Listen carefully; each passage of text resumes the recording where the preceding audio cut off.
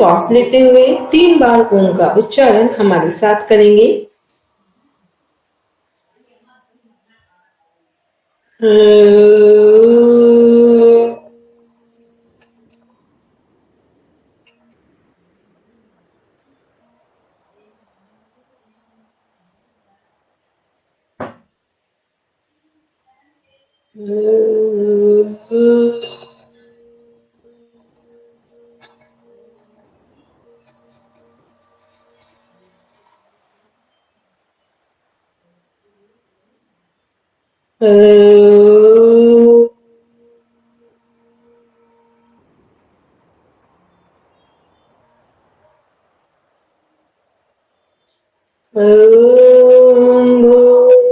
भूर्भुवः स्वः तत्सवितुर्वरेण्यं भर्गो देवस्य धीमहि धियो यो नः प्रचोदयात्। सभी आंखें बंद रखेंगे, मन ही मन संकल्प को दोहराएंगे। हम आजीवन यम और नियम का पालन करेंगे, पूरे विश्व में योग की पताका फहराएंगे। हमारे संकल्प बल दृढ़ता और निर्भयता से भरे हुए हैं, जिनके माध्यम से सकारात्मक दिशा में सब कुछ किया जाना संभव है। इन्हीं भावों के साथ दोनों हथेलियों को आपस में रब करते हुए धीरे धीरे अपनी आंखों पर रखेंगे। कोमलता के साथ अपनी आंखें खोलेंगे।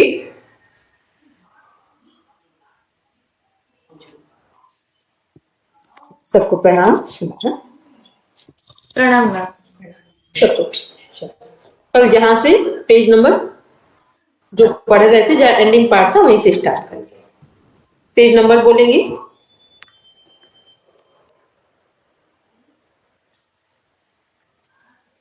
चलिए सुष्मिता जी आप ही स्टार्ट कीजिए।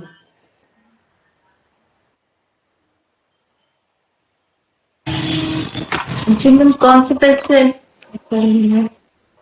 मैम पेज नंबर हेमंत जी बताइए।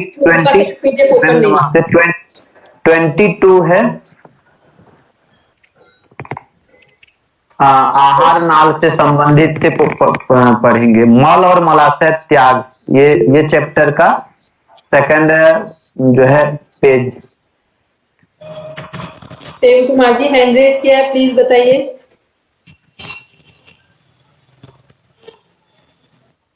ये प्रेम कुमार जी जो हैं, जिनकी आईडी आ रही है, उन्होंने हैंड रेज किया था। धोखे से हो गया हो, कोई बात नहीं, कुछ पूछना हो तो बताइए। प्रणाम मैम, सॉरी गलत धोखे से हो गया। कोई बात, चलिए स्टार्ट करेंगे सुष्मिता जी। जी मैम, आहार नल से संबंधित पाचन ग्रंथियों में लार ग्रंथियां, यकृत और अग्नाशय शामिल है। लार का निर्माण 3 जोड़ी ग्रंथियों द्वारा होता है। ये है गाल में कर्णपुर, निचले जबड़े में अधोजम,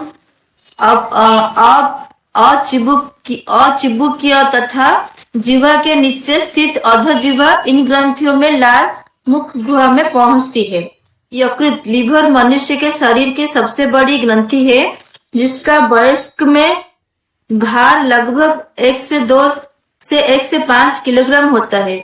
यह उदर में मध्य पट के ठीक नीचे स्थित होता है और इसकी 2 पोलियां लोब्स होती है। यकृत पोलिकाएं यकृत की संरचनात्मक और कार्यात्मक इकाइयां हैं, जिनके अंदर यकृत कोशिकाएं रज्जु की तरह व्यवस्थित रहती है। प्रत्येक पालिका संयोजी ऊतक की एक पतली परत से ढकी होती है, जिसे ग्लिसन्स कैप्सूल कहते हैं। यकृत की कोशिकाओं से पित्त का स्राव होता है, जो यकृत नलिका में होते हुए एक पतली पेशीय थैली पित्ताशय में संद्रित एवं जमा होता है। पित्ताशय की नलिका यकृतीय नलिका से मिलकर एक मूल पित्त वाहिनी बनाती है। चित्र द्वारा विजयमित्र 6 पित्ताशयी नालिका एवं अग्नाशयी नालिका दोनों मिलकर यकृत अग्नाशयी वाहिनी द्वारा ग्रहणी में खुलती है, जो ओड़ी अवरोधनी से नियंत्रित होती है। अग्नाशय, ये पढ़े, यकृत, पित्ताशय और अग्नाशय का वाहिनी तंत्र। अग्नाशय यू आकार के ग्रहणी के बीच स्थित एक लंबी ग्रंथि है जो बाही स्रावी और अतः स्रावी दोनों ही ग्रंथियों की तरह कार्य करती है। बाही स्रावी भाग से क्षारीय अग्नाशय स्राव निकलता है जिसमें एंजाइम होते हैं और अंतः स्रावी भाग से इंसुलिन और ग्लूकोन नामक हार्मोन का स्राव होता है। 2. भोजन का पाचन। पाचन की प्रक्रिया यांत्रिक एवं रासायनिक विधियों द्वारा संपन्न होती है। मुख गुहा के मुख्यतः 2 प्रक्रिया है, भोजन का चर्वण और निगलने का क्रिया। लार की मदद से दांत और जीवा भोजन को अच्छी तरह चबाने एवं मिलाने का कार्य करते हैं। लार का श्लेष्म भोजन कणों को चिपकाने एवं उन्हें बोलस में रूपांतरित करने में मदद करता है। इसके उपरांत निगलने का क्रिया द्वारा बोलस ग्रसनी से ग्रसिका में चला जाता है। बोलस पेशीय संकुचन में क्रमांकुचन द्वारा ग्रसिका में आगे बढ़ता है। जठर ग्रसिका अवरोधिनी भोजन के आमाशय में प्रवेश को नियंत्रित करती है। लार मुख गुहा में विद्युत अपघट्य इलेक्ट्रोलाइटिस Na+K+Cl.H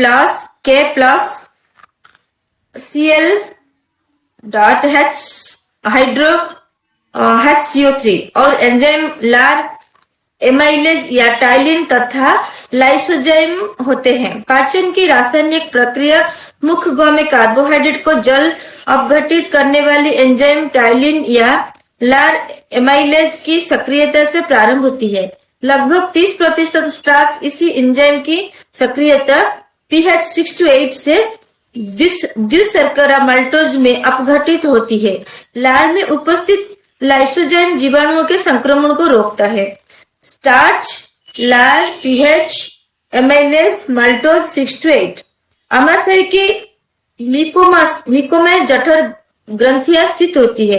जठर ग्रंथियां में मुख्य रूप से 3 प्रकार की कोशिकाएं होती है, यथा म्यूकस का स्राव करने वाली श्लेष्मा ग्रीवा कोशिकाएं, 2 पौष्टिक या मुख्य कोशिकाएं जो प्रोएंजाइम पेप्सोनोजन का स्राव करती है, तथा 3 भित्तीय या ऑक्सेंटेक कोशिकाएं जो हाइड्रोक्लोरिक अम्ल और नेज कारक स्रावित करती है। नेज कारक विटामिन B12 के अवशोषण के लिए आवश्यक है। आमाशय 4 से 5 घंटे तक भोजन का संग्रहण करता है। आमाशय की पेशियों दीवार के संकुचन द्वारा भोजन अम्लीय जठर रस से पूरी तरह मिल जाता है, जिससे कायम कहते हैं। प्रोएंजाइम पेप्सिनोजन हाइड्रोक्लोरिक अम्ल के संपर्क में आने से सक्रिय एंजाइम पेप्सिन में परिवर्तित हो जाता है, जो आमाशय का प्रोटीन अपघटनीय एंजाइम है। पेप्सिन प्रोटीनों को प्रोटियोज तथा पेप्टोन्स पेप्टाइड में बदल देता है। जठर रस में उपस्थित श्लेष्म एवं बाइकार्बोनेट श्लेष्म उपकला पूरा रिपीट कर रहे हैं हम लोग, है ना? किसको ऐसा लग रहा है कि हम लोग रिपीट कर रहे हैं जो पढ़ रहे हैं? कल हम लोग ने पूरा तो फाइनल तो इसको डिस्कस ही कर चुके थे, ये दोबारा रिवीजन में जा रहा है। ठीक है, इसमें कई चीजें हैं, इसको और नीचे करिए, नई हेडिंग पढ़िए इसमें। नेक्स्ट पेज पढ़ूं मैं? हाँ, क्योंकि हमने जो पढ़ाया था, हमने तो पूरा टीथ से लेकर के रेक्टम एनस तक पूरा एक एक चीज को समझाया था।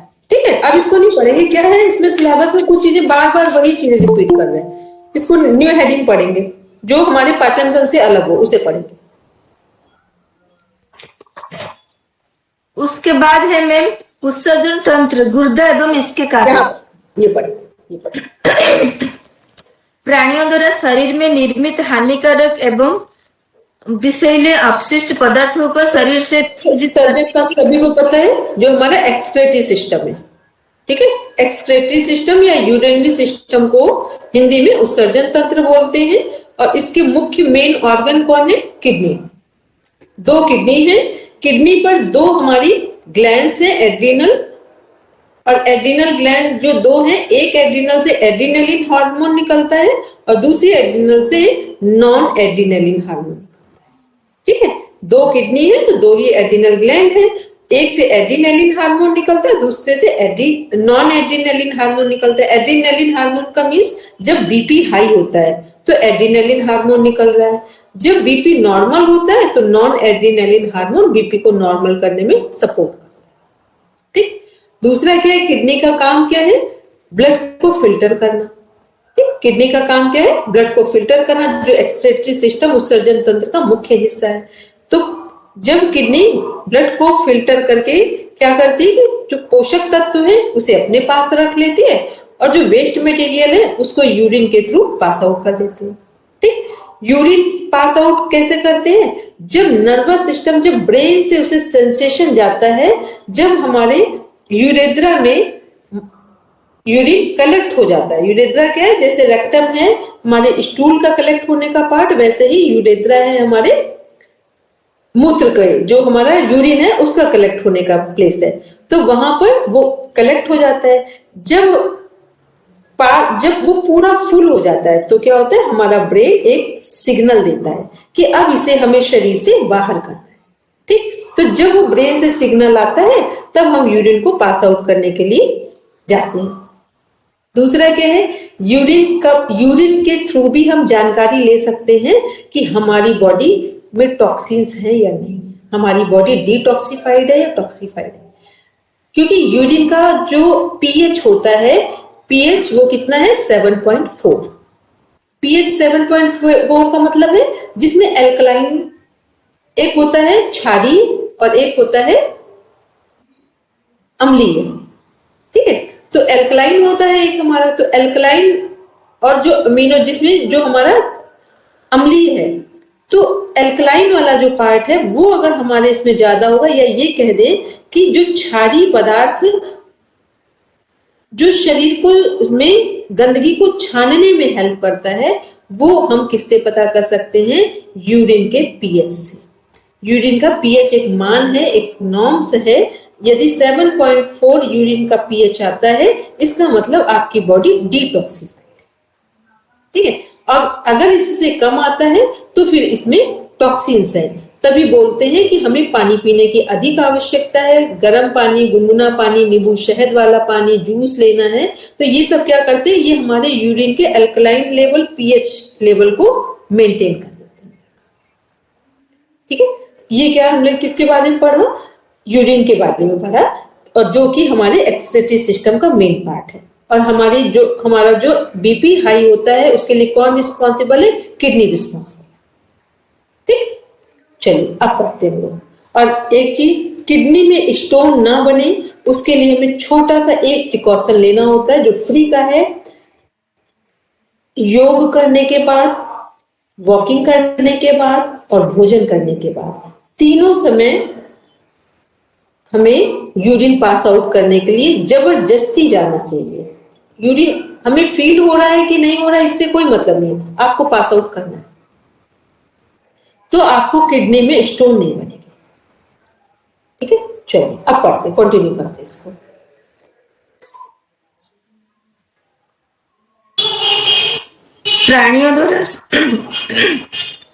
प्राणियों द्वारा शरीर में निर्मित हानिकारक एवं विषैले अपशिष्ट पदार्थों का शरीर से विसर्जित करने की जैविक प्रक्रिया उत्सर्जन, एक्सक्रीशन कहलाती है। शरीर की कोशिकाओं से उपापचय मेटाबॉलिज्म के फलस्वरूप शरीर में एकत्रित जटिल यौगिकों को ammonia, carbon dioxide, urea, uric अम्ल आदि का पदार्थ अपशिष्ट होता विघटन, वेस्ट प्रोडक्ट्स का निर्माण होता है, जिससे उत्सर्जित पदार्थ एक्सक्रीटरी सब्सटेंस कहते हैं। उत्सर्जन तंत्र किससे कहते हैं? उत्सर्जित पदार्थों का लंबे समय तक शरीर में रहना स्वास्थ्य के लिए हानिकारक होता है। इसलिए शरीर विभिन्न अंग समूहों के माध्यम से इन पदार्थों का शरीर के बाहर विसर्जन कर देता है। इस प्रक्रिया में शामिल अंग समूहों को सामूहिक रूप से उत्सर्जन तंत्र, एक्सक्रीटरी सिस्टम कहते हैं। उत्सर्जित पदार्थों का वर्गीकरण। प्राणियों के उत्सर्जित पदार्थों में उपस्थित तत्वों के आधार पर उत्सर्जित पदार्थों को दो भागों में विभाजित किया गया है। 1. कार्बनिक उत्सर्जित पदार्थ।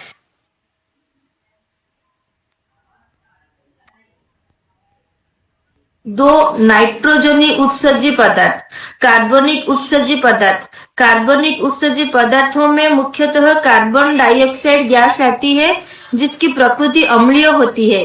इन पदार्थों के कोशिकाओं में अधिक समय तक रहने के फलस्वरूप अम्ल निर्माण के कारण कोशिकाओं की क्षति होती है। कार्बन डाइऑक्साइड गैस श्वसन क्रिया में निर्मित होती है।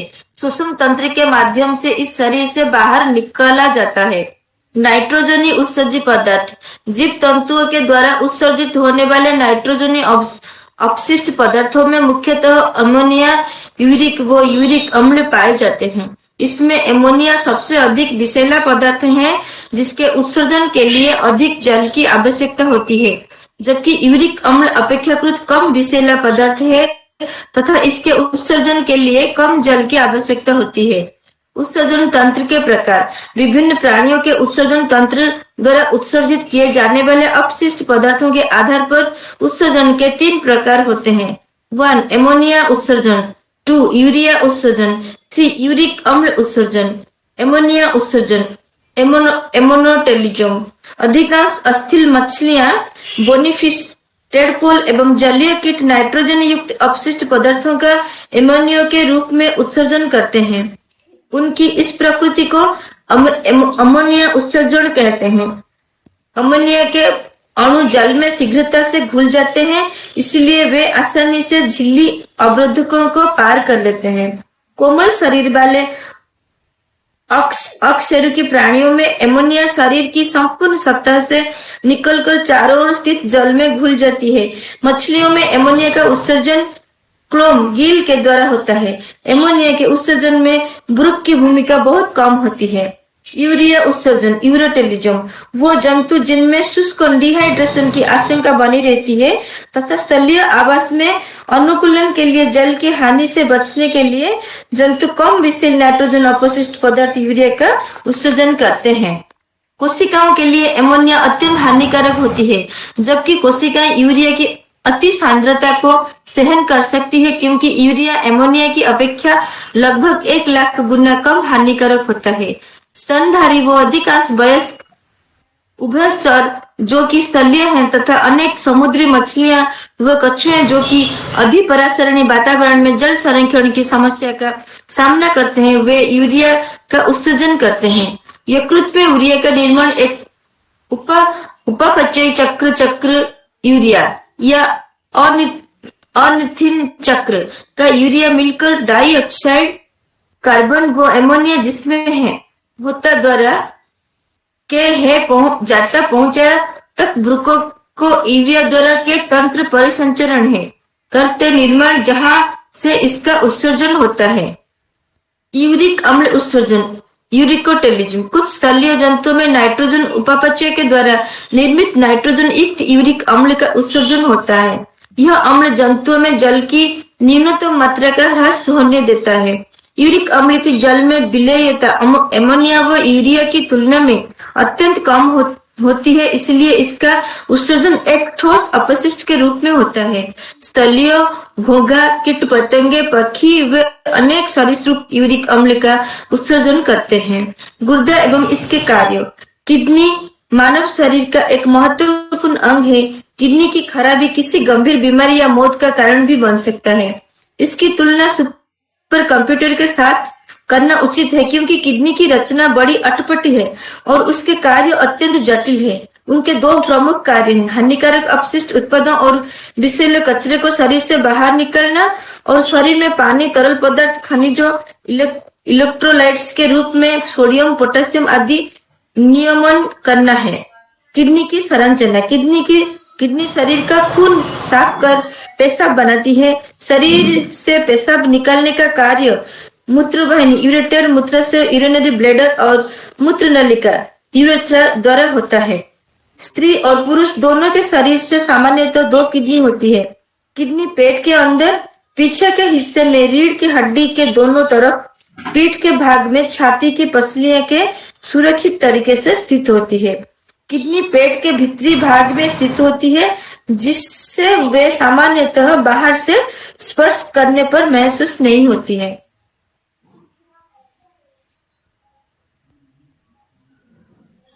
किडनी राजमा के आकार के एक जोड़ी अंग है। वयस्कों में एक किडनी लगभग 10 सेंटीमीटर लंबी, 6 सेंटीमीटर चौड़ी और 4 सेंटीमीटर मोटी होती है। प्रत्येक किडनी का वजन लगभग 150 से 170 ग्राम होता है। किडनी द्वारा बनाए गए पेशाब को मूत्राशय तक पहुंचाने वाली नली को मूत्रवाहिनी कहते हैं। यह सामान्यतः 25 सेंटीमीटर लंबी होती है और विशेष प्रकार की लचीली मांसपेशियों से बनी होती है। मूत्राशय पेट के निचले हिस्से में सामने की तरफ पेड़ू में स्थित एक स्नायु की थैली है जिसमें पेशाब जमा होता है। वयस्क व्यक्ति के मूत्राशय में 400 से 500 मिलीलीटर पेशाब एकत्रित हो सकता है। जब मूत्राशय की क्षमता के करीब पेशाब भर जाता है तब व्यक्ति को पेशाब त्याग करने की तीव्र इच्छा होती है। मूत्र नलिका द्वारा पेशाब शरीर से बाहर आता है। महिलाओं में पुरुषों की तुलना में मूत्र मार्ग छोटा होता है क्योंकि पुरुषों में मार्ग लंबा होता है। स्त्री और पुरुष दोनों में किडनी की रचना, स्थान, कार्यप्रणाली एक समान होती है। किडनी की जरूरत और महत्व क्या है? प्रत्येक व्यक्ति द्वारा लिए गए आहार के प्रकार और उसकी मात्रा में हर दिन परिवर्तन होता रहता है। आहार की विविधता के कारण शरीर में पानी की मात्रा, अम्लीय एवं क्षारीय पदार्थों की मात्रा में निरंतर परिवर्तन होता रहता है। आहार के पाचन के दौरान कई अनावश्यक पदार्थ शरीर में उत्पन्न हो जाते हैं। शरीर में पानी, अम्ल, क्षार तथा अन्य रसायनों एवं शरीर के अंदर उत्सर्जित होने वाले पदार्थों का संतुलन बिगड़ने या बढ़ने पर वो व्यक्ति के लिए जानलेवा हो सकता है। किडनी शरीर में अनावश्यक द्रव्यों और पदार्थों का पेशाब द्वारा दूर कर खून का शुद्धिकरण करती है और शरीर में क्षार एवं अम्ल का संतुलन कर खून में इनकी उचित मात्रा बनाए रखती है। इस तरह किडनी शरीर को स्वच्छ एवं स्वस्थ रखती है। किडनी के मुख्य कार्य निम्नलिखित हैं। 1. खून का शुद्धिकरण। किडनी निरंतर कार्यरत रहकर शरीर में बनते अनावश्यक जहरीले पदार्थों को पेशाब द्वारा बाहर निकलती है। 2. अपशिष्ट उत्पादों को निकलना। अपशिष्ट उत्पादों को हटाकर रक्त की शुद्धि करना किडनी का सबसे महत्वपूर्ण कार्य है। हमारे द्वारा जो भोजन लिया जाता है उसमें प्रोटीन होता है। यह प्रोटीन शरीर को आरोग्य रखने और शरीर के विकास के लिए आवश्यक है। प्रोटीन का शरीर द्वारा उपयोग किया जाता है किंतु इस प्रक्रिया में कुछ अपशिष्ट पदार्थों का उत्पादन होता है। इन अपशिष्ट पदार्थों का संचय हमारे शरीर के अंदर जहर को बनाए रखने के समान है।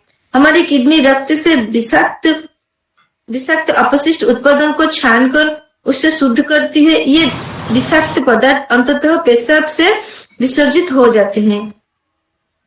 क्रिएटिनिन और यूरिया 2 महत्वपूर्ण अपशिष्ट उत्पाद हैं। रक्त में इनकी मात्रा का अवलोकन किडनी की कार्यक्षमता को दर्शाता है। जब दोनों किडनी खराब हो जाती हैं तो क्रिएटिनिन और यूरिया की मात्रा रक्त परीक्षण में उच्च स्तर पर पहुंच जाते हैं। 3. शरीर में पानी का संतुलन। किडनी शरीर के लिए जरूरी पानी की मात्रा की रखते हुए अधिक जमा हुए पानी को पेशाब द्वारा बाहर निकलती है। जब किडनी खराब हो जाती है तो वे इस अतिरिक्त पानी को शरीर से बाहर करने की क्षमता खो देती है। शरीर में अतिरिक्त पानी एकत्रित होने के कारण शरीर में सूजन हो जाती है। 4. अम्ल एवं क्षार का संतुलन। किडनी शरीर में sodium, potassium chloride, magnesium, phosphorus, bicarbonate वगैरह की मात्रा यथावत रखने का कार्य करती है।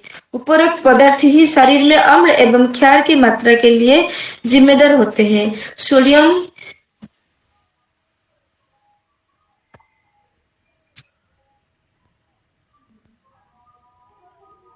सोडियम की मात्रा बढ़ने या घटने से दिमाग पर और पोटेशियम की मात्रा बढ़ने या कम होने से हृदय और स्नायु की गतिविधियों पर गंभीर असर पड़ सकता है। कैल्शियम और फास्फोरस को उचित रखना और उनके स्तर को सामान्य रखना हमारे शरीर में स्वस्थ हड्डियों और स्वस्थ दांतों के लिए अति आवश्यक है। 5. खून के दबाव पर नियंत्रण। किडनी कई हार्मोन बनाती है जैसे एंजियोटेनेंस, एल्डोस्टेरोन, प्रोस्टाग्लैंडिन इत्यादि। इन हार्मोनों की सहायता से शरीर में पानी की मात्रा, अम्ल एवं क्षारों के संतुलन को बनाए रखती है। इस संतुलन की मदद से किडनी शरीर में खून के दबाव को सामान्य बनाए रखने का कार्य करती है। किडनी की खराबी होने पर हार्मोन के उत्पादन एवं नमक और पानी के संतुलन में गड़बड़ी से उच्च रक्तचाप हो जाता है। 6. रक्त कणों के उत्पादन में सहायता। खून में उपस्थित लाल रक्त कणों का उत्पादन एरिथ्रोपोएटिन की मदद से अस्थि मज्जा बोन मेरो में होता है। एरिथ्रोपोएटिन किडनी में बनता है। किडनी के फेल होने की स्थिति में यह पदार्थ कम या बिल्कुल ही बनता बंद हो जाता है, जिससे लाल रक्त कणों का उत्पादन कम हो जाता है और खून में फीकापन आ जाता है, जिससे एनीमिया, खून की कमी का रोग कहते हैं। 7. हड्डियों की मजबूती। स्वस्थ हड्डियों को बनाए रखने के लिए किडनी विटामिन डी को सक्रिय रूप में परिवर्तित करती है, जो भोजन से कैल्शियम के अवशोषण, हड्डियों और दांतों के विकास और हड्डियों को मजबूत और स्वस्थ रखने के लिए आवश्यक होता है। मैम नेक्स्ट श्वसन तंत्र है। अब देखो अभी हम लोगों ने किडनी से रिलेटेड टॉपिक पढ़े थे। जो बेसिक चीजें थी वो हमने स्टार्टिंग में बताए। अब केवल इतना बताते हैं कि किडनी को अपनी हेल्दी रखना हो तो क्या क्या करें। ठीक, मेजर पॉइंट्स किडनी किसका पार्ट है? एक्सक्रीटरी सिस्टम, उत्सर्जन तंत्र का पार्ट है। 2 किडनी हैं, 2 ग्लैंड्स हैं एड्रिनल, इनसे हार्मोन निकलते हैं एड्रिनल और एड्रिनलिन। एड्रिनल से एड्रिनलिन हार्मोन, दूसरी एड्रिनल ग्लैंड से नॉन एड्रिनलिन हार्मोन निकलता है, जो कि हाई बीपी के लिए रिस्पॉन्सिबल है। और हाई बीपी का मतलब है कि हमारे अंदर कॉर्टिसोल हार्मोन सिक्रेट हो। कॉर्टिसोल नेगेटिव हार्मोन, ठीक है, स्ट्रेस हार्मोन। वो कहां से, इसका जो एरिया है वो किडनी ही है। ठीक है, क्योंकि हाई बीपी में क्या होता है? स्ट्रेस बढ़ता है हमारा। ठीक है, हाई बीपी में क्या होता है? ओवर स्ट्रेस हो जाता है या ओवर एंजाइटी, मतलब हमारा माइंड हमारे कंट्रोल से बाहर हो जाता है। ठीक है, तो वो ही उसी को बोलते हैं हाई बीपी। तो ये क्या है? ये कॉर्टिसोल एक हार्मोन होता है जो नेगेटिव स्ट्रेस हार्मोन होता है, वो इसी को बोला जाता है। ठीक है, कि अगर आपसे पूछा जाए स्ट्रेस हार्मोन का नाम क्या है? कॉर्टिसोल है। ठीक, कॉर्टिसोल हार्मोन को स्ट्रेस हार्मोन कहा जाता है, जो हमारे किडनी से रिलेटेड है। फिर किडनी में क्या काम है किडनी का? कि ब्लड को फिल्टर करना और जो हमारे यूजफुल मटेरियल है उनको बॉडी के लिए सुरक्षित रख लेना, सेफ मोड में रख लेना, और जो वेस्ट मटेरियल है उन्हें यूरिन के थ्रू बॉडी से पास आउट कर देना। लेकिन जब कई बार कुछ चीजें सही से पास आउट नहीं होती हैं या कैल्शियम बहुत ज्यादा डिपॉजिट होता चला जाता है, ऐसी स्थिति में किडनी में स्टोन बनने लगते हैं। ठीक है, ऐसी जब कैल्शियम डिपॉजिट होता है, कभी भी कहीं स्टोन बने, ट्यूमर बने, कैंसर बने, ये कब बनते हैं? जब हमारा कैल्शियम डिपॉजिट होता है। तो केवल कैल्शियम डिपॉजिट होने से ही स्टोन बन पाते हैं। कहीं पर भी कोई भी चीज गांठ के रूप में अगर बनेगी तो कैल्शियम डिपॉजिट होता है उस पर। ठीक है, वो कोई भी कैंसर हो, ट्यूमर हो, कुछ भी हो, गॉल ब्लैडर में स्टोन हो, सब जगह कैल्शियम डिपॉजिट होता है, तब हमारा स्टोन बनता है, ये गांठ बनती है। इसीलिए कहा जाता है कि विटामिन डी सनलाइट का जरूर लें। जब विटामिन डी सनलाइट से लेते हैं तो ये जो कैल्शियम है ये डिजॉल्व हो जाता है, मेल्ट हो जाता है। हम लोग क्या करते हैं? कैल्शियम तो बहुत ले लेंगे, पहले तो पता ही नहीं कि कैल्शियम लेना है कि नहीं, फिर हम लेते हैं तो फिर ये नहीं पता उसे डिजॉल्व कैसे करें, उसे डाइजेस्ट कैसे करें। क्योंकि अच्छा भोजन लेने से मतलब नहीं है, अच्छे भोजन के डाइजेशन से अर्थ है कि भोजन लेने के बाद एक एप्रोप्रिएट डाइट लेने के बाद एक एप्रोप्रिएट डाइजेशन भी होना चाहिए। यदि एप्रोप्रिएट डाइट आपने ले ली, रिच डाइट ले ली, उसके बाद आपका रिच डाइजेशन ना हो तो भी रिच डाइट का कोई मतलब नहीं। ठीक है, तो ये क्या है कि जब हमने कैल्शियम लिया तो उसको डिजॉल्व कैसे करें, उसे मेल्ट कैसे करें, बॉडी में डाइजेस्ट कैसे करें, वो विटामिन डी की सहायता से होता है। और वो सबसे अच्छा तरीका है केवल अपनी बॉडी को मॉर्निंग में सनलाइट में 10 से 15 मिनट भी रख लें, टहल लें, बैठ जाएं, लेट जाएं, कुछ भी करें आप, लेकिन लेना कैसे? आगे से, फ्रंट से भी और दोनों साइड से। ठीक है, तो इतना करेंगे आप तो आपको क्या होगा कि हेल्प मिलेगी कि स्टोन नहीं बने। इसीलिए आपको हमने पहले भी कई बार बताया है, क्योंकि आप लोग पहले भी क्लास में ये अटेंड कर चुके हैं। जब हम फास्टिंग करते हैं 12 घंटे वाली, बोलते हैं ना हम अक्सर, नेचुरोपैथी पढ़ रहे हैं, नेचुरोपैथी में सभी डिजीज को ठीक करने का सबसे प्रॉपर पैटर्न है 12 घंटे की फास्टिंग, 12 आवर्स फास्टिंग। मान लो 7 PM हमने भोजन कंप्लीट कर लिया, मॉर्निंग 7 AM तक हमने कोई भी सॉलिड डाइट नहीं ली, लिक्विड में लेना चाहे तो ले ले। तो ये जो 12 घंटे की 12 आवर्स की फास्टिंग है, ये क्या करती है कि जब हमारे शरीर में भूख की जरूरत होती है और खाना नहीं मिलता है, तो जो हमारे सेल के लाइसोसोम एक सेल है हमारे, वो क्या करते हैं, वो जीवित सेल हैं, लाइफ सेल हैं, वो हमारे जो स्टोन के अंदर कैल्शियम होता है उसे खाना शुरू कर देते हैं। इसीलिए नेचुरोपैथी के थ्रू किसी भी बीमारी को ठीक करना आसान है। तो वो क्या करते हैं, जो कलेक्ट है हमारा, मान लो स्टोन बन रहा है, किडनी में स्टोन है, गॉल ब्लैडर में है, कहीं ट्यूमर है, सिस्ट है, कोई भी गांठ है, तो जब हम 12 घंटे की फास्टिंग करते हैं तो वो लाइसोसोम है, वो हमारे गांठ से या स्टोन से जो कैल्शियम डिपॉजिट है उसको खा लेते हैं। तो जैसे ही वो उसको खाते हैं, लगातार खाकर खत्म करते हैं, तो जो हमारी गांठ है, स्टोन है, वो डिसॉल्व हो जाता है। ये कारण है इसका, सिंपल सा। ठीक है, तो ये किडनी के स्टोन के लिए हमने बताया कि उसके लिए वही 12 आवर की फास्टिंग, पानी सही मात्रा में ले। किडनी को अगर ठीक रखना है तो पानी कब लेना है, सुबह 9 बजे तक सही पानी लेना है।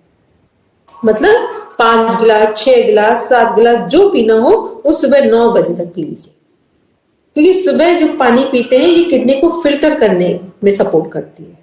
जितना भी वेस्ट मटेरियल है वो जब खाली पेट पानी पी रहे होते, मॉर्निंग में पानी पी रहे होते, किसी भी फॉर्म में, जूस के फॉर्म में, काढ़े के फॉर्म में, यस नॉर्मल पानी ले रहे हैं, नींबू शहद का पानी ले रहे हैं, या केवल सिंपल वाटर ले रहे हैं, तो ये सब पानी आपकी बॉडी के अंदर से टॉक्सिन्स को बाहर कर देता है, यूरिन से पास आउट कर देता है।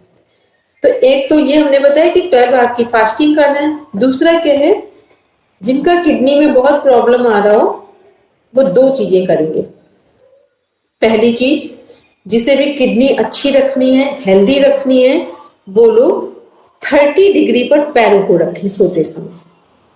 सिर को नॉर्मल रखेंगे, सिर के नीचे पिलो नहीं लगाएंगे, पैरों को थोड़ा सा उठा के रखें। कोई भी चीज आप पैरों के नीचे रख लीजिए सॉफ्ट सी, कि आपके पैर आपके बैक पोर्शन से ऊंचाई पर है। जब हम सीधे लेटे हैं तो पैर ऊंचाई पर, कम से कम 30 डिग्री पर पैर।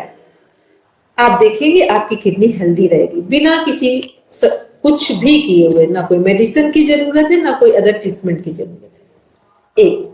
दूसरा क्या करना है, पहले फास्टिंग था, सेकंड पैरों को ऊंचाई पे रखना है, थर्ड में और ज्यादा किसी को प्रॉब्लम हो रही हो तो क्या करेंगे, जो पीपल का पत्ता होता है, ताजे पीपल के पत्ते 3 पत्ते लीजिए, 2 से 3, बड़े हो तो 2 लीजिए, अदरवाइज 3 पत्ते लीजिए, और थोड़ी सी नीम के पत्ते, कम से कम 10 नीम के पत्ते लीजिए। इनको डेली, जैसे आज हमने काढ़ा पिया, इनको बॉयल किया अच्छे से और इनको छानकर शिप कर करके इनका काढ़ा पिया 1 कप, फिर 1 दिन छोड़कर फिर पिया। ऐसे 12 बार 12 टाइम्स करना है। उसके बाद अपनी रिपोर्ट चेक करना हो दोबारा, जिनको भी किडनी में प्रॉब्लम्स आती है, क्योंकि ये लंबा ट्रीटमेंट नहीं है, बस आप 12 टाइम्स करते हैं, 24 डेज लगते हैं इसमें, 1 दिन छोड़कर 1 दिन करना है और मॉर्निंग में खाली पेट करना है। बस ये छोटा सा ट्रीटमेंट है, आपको समझने में छोटा सा ट्रीटमेंट लग रहा है, आप इसको जब करके देखेंगे तो आपको अमेजिंग रिजल्ट दिखाई देंगे। ठीक है, तो ये हमारा किडनी का कॉन्सेप्ट क्लियर हो गया। अब हेमंत जी आगे आप कंटिन्यू करिए।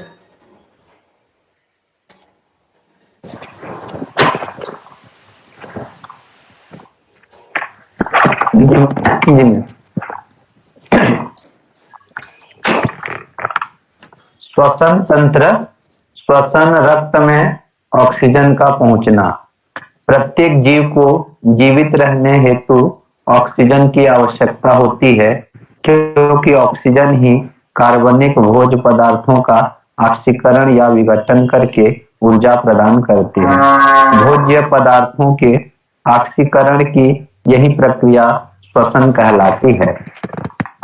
दूसरे शब्दों में यह कहा जा सकता है कि जीवों में संपन्न होने वाली यह ऑक्सीकरण क्रिया, जिसमें ऑक्सीजन की उपस्थिति या अनुपस्थिति में जटिल भोज्य पदार्थों का सामान्य शरीर तापमान पर विभिन्न एंजाइमों के नियंत्रण में क्रमिक अपघटन होता है, जिसके फलस्वरूप तरल भोज्य पदार्थ अथवा जल एवं CO2 का निर्माण होता है तथा ऊर्जा मुक्त होती है, श्वसन कहलाती है।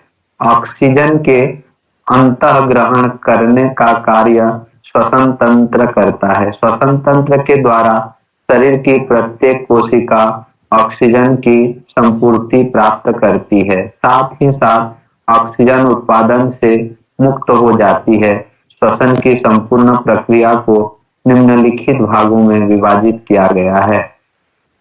ए बाह्य श्वसन, बी गैसों का परिवहन, सी आंतरिक श्वसन।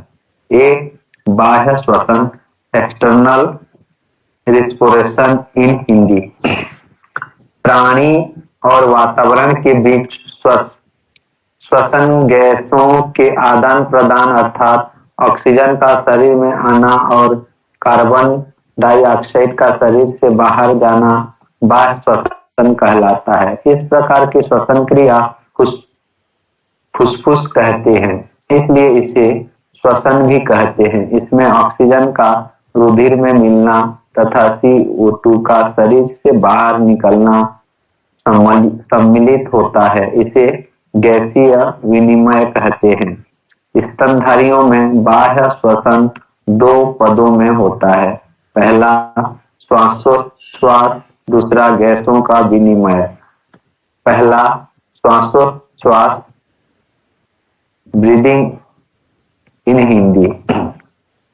स्तनधारी में एक जोड़े लचीले स्पंजी फेफड़े होते हैं जो वक्ष गुहा में स्थित एक जोड़े गुहाओं के भीतर सुरक्षित बंद रहते हैं।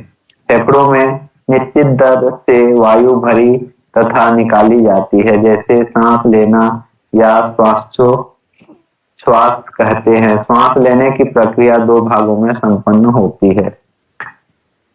निश्वसन। ए निश्वसन, जब वायु वातावरण से शरीर के भीतर श्वासोच्छ्वास अंगों में प्रवेश करती है तब उस अवस्था को कहते हैं पसलियां तथा स्टंट नरम ऊपर था बाहर की ओर खींचते हैं, जिससे वह चूहा का आयतन बढ़ जाता है। डायफ्राम की रेडियल पेशियां सिकुड़ती है, जिसमें डायफ्राम चिपटा हो जाता है, जिससे वक्ष गुहा का आयतन अग्र पश्च दिशा में बढ़ जाता है। वक्ष गुहा का आयतन बढ़ने से दबाव कम हो जाता है, फेफड़े फैलते हैं, वायु नासा वैस्मो ट्रेकिया ब्रोक्स एवं ब्रोंकियोल्स आदि से होती हुई फेफड़ों में पहुंचती है। गैसों का आदान प्रदान एल्वियोली में होता है। एल्वियोली से ऑक्सीजन विस्तृत होकर रुधिर में तथा कार्बन डाइऑक्साइड रुधिर से विस्तृत होकर फेफड़ों की एल्वियोली में पहुंचती है।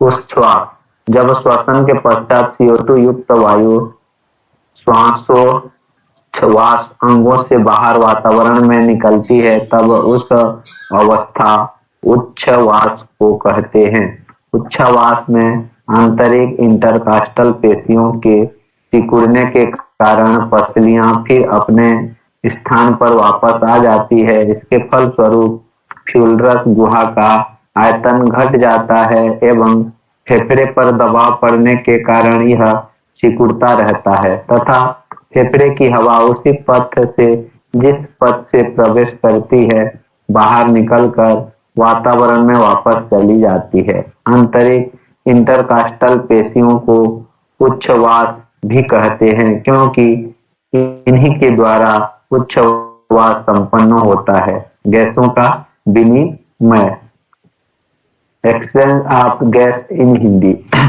गैसों का विनिमय फेफड़े के अंदर होता है। फेफड़े में ऑक्सीजन और कार्बन डाइऑक्साइड गैसों का विनिमय उनके दाब के अंतर के कारण होता है। गैसों का परिवहन, गैसों अर्थात ऑक्सीजन से शरीर की कोशिकाओं तक पहुंचना तथा पुनः फेफड़े तक वापस आने की क्रिया को गैसों का परिवहन कहते हैं। श्वसन गैसों का परिवहन रुधिर परिसंचरण तंत्र के सहायता से होता है। ऑक्सीजन का परिवहन, transformation of oxygen in Hindi. Oxygen का परिवहन मुख्यतः रुधिर में पाए जाने वाले लाल वर्णक हीमोग्लोबिन के द्वारा होता है। हीमोग्लोबिन ऑक्सीजन से संयुक्त होकर एक स्थायी यौगिक ऑक्सी हीमोग्लोबिन बनाता है, जो एक भौतिक परिवर्तन है। यह ऑक्सी हीमोग्लोबिन रुधिर परिसंचरण के द्वारा शरीर की विभिन्न कोशिकाओं में पहुंचता है। कोशिकाओं में ऑक्सीजन का आंशिक दाब कम रहता है, जिसके कारण ऑक्सी हीमोग्लोबिन का विखंडन ऑक्सीजन एवं हीमोग्लोबिन में हो जाता है। इस प्रक्रिया में आयोजन मुक्त होकर ऊतकों में प्रवेश कर जाता है। दूसरा, कार्बन डाइऑक्साइड का परिवहन। कार्बन डाइऑक्साइड, आज केवल एक छोटा सा पॉइंट नोट करेंगे सब, बाकी हम कल समझाएंगे जब पूरा पढ़ लेंगे। इसमें नोट करेंगे कि वायुमंडल में जो हमारा वातावरण एटमॉस्फेयर है, इसमें कितने % ऑक्सीजन है, कितना नाइट्रोजन है और कितना कार्बन डाइऑक्साइड है, कितना आर्गन है। तो जो हमारा वायुमंडल है, इसमें नाइट्रोजन का लेवल है 78.9%। 78.9%।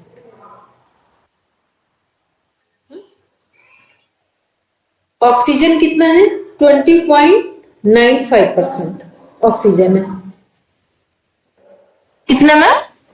20.95%। 20.95%। फिर ऑर्गन एक गैस है, ऑर्गन वो कितना है? 0.93%। 0.93%।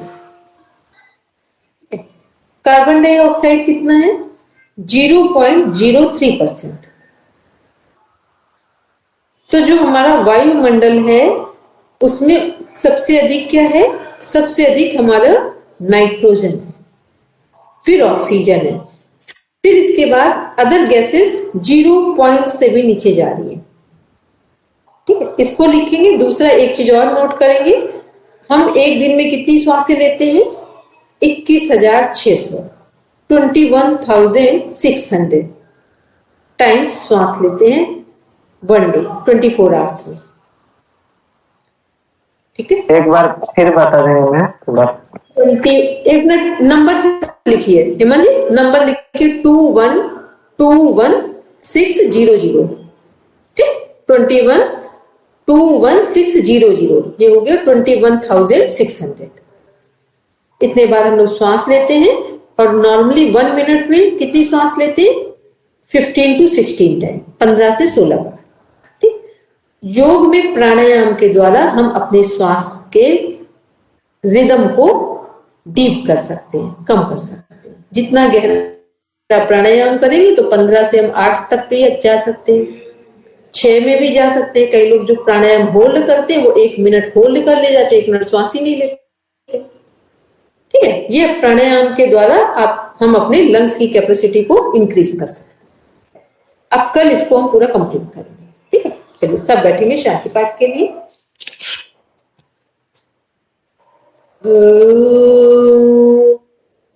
शांति शांति शांति, सर्वारिष्ठेषु शान्तिर्भवतु। Now let me palm, touch your eyes, then open your eyes. सबको प्रणाम, शुभ रात्रि।